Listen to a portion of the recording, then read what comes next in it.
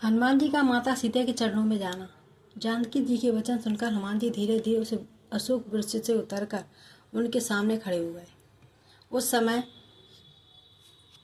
सूक्ष्म रूपधारी वानर को अपने सामने खड़ा देखकर सीता जी को यह भय हुआ कि मुझे फंसाने के लिए कोई मायावी रूपी वानर रूप बनाकर आया है। वह सोचकर मुख फेर कर बैठ गई। तब हनुमान जी ने सीता जी के चरणों में प्रणाम करते हुए कहा कि माँ, मैं श्री रामचंद्र जी का दूत हूँ। मैं करुणा निधान श्री रामचंद्र की शपथ खाकर सत्य कहता हूँ कि यह मुद्रिका मैं लाया हूँ, वो श्री राम ने इसे पहचानने के लिए मुझे दी है। मैं कौशलाधीश श्री रामदास सुग्रीव का मंत्री तथा पवन देव का पुत्र हूँ। यह सुनकर सीता जी ने कहा, तुम जो कहते हो कि मैं श्री राम का दास हूँ, तो भला वानर और मनुष्य में मित्रता कैसी? तब हनुमान जी ने जैसे संग हुआ था वह संपूर्ण कथा कही। हनुमान जी के प्रेम युक्त वचन सुनकर सीता जी के मन में विश्वास हो गया कि उन्होंने समझ लिया कि यह श्री राम रघुनाथ जी का दास है। भगवान का अनंत सेवक जानकर सीता जी के मन में श्री हनुमान जी के प्रति गाढ़ी प्रीति उत्पन्न हो गई। उनके नेत्रों से प्रेमाश्रु झलकने लगे तथा शरीर पुलकित हो गया। वे हनुमान जी से कहने लगी कि कपिवर, तुम मेरे प्राणदाता हो। हे तात, मैं तुम्हारे ऋण से उदृढ़ नहीं हो सकती। अब तुम राघवेंद्र सरकार तथा उनके अनुज लक्ष्मण का समाचार सुनाओ। क्या कभी वे मुझे अबला का भी स्मरण करते हैं?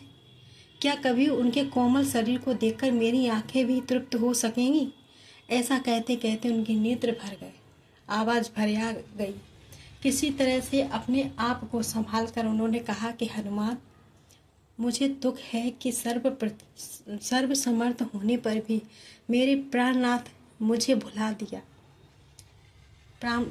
ने मुझे भुला दिया। क्या इससे उनकी निष्ठुरता नहीं सिद्ध होती?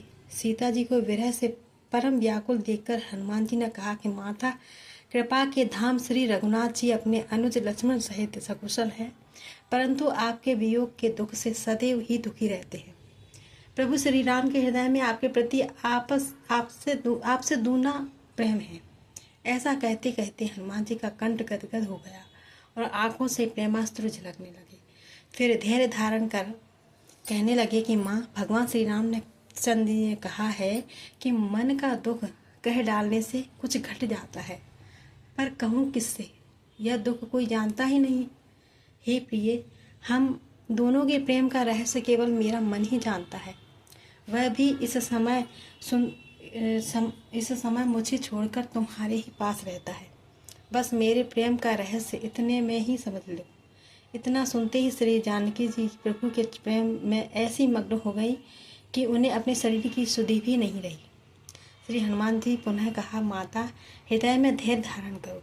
रघुनाथ जी के बाणों द्वारा अब लंका के राक्षसों को भस्म हुआ ही समझो। सीता जी ने कहा कि हनुमान, राक्षसों की इतनी बलवान सेना से तुम्हारे जैसे छोटे छोटे बंदर कैसे लड़ेंगे? यह सुनकर हनुमान जी ने अपना विशाल देह प्रकट किया और विद्या, बल और बुद्धि में निपुण जानकर सीता जी ने हनुमान को अजर अमर गुणनिधि तथा श्री रघुनाथ जी का परम भक्त होने का आशीर्वाद दिया। जय श्री राम।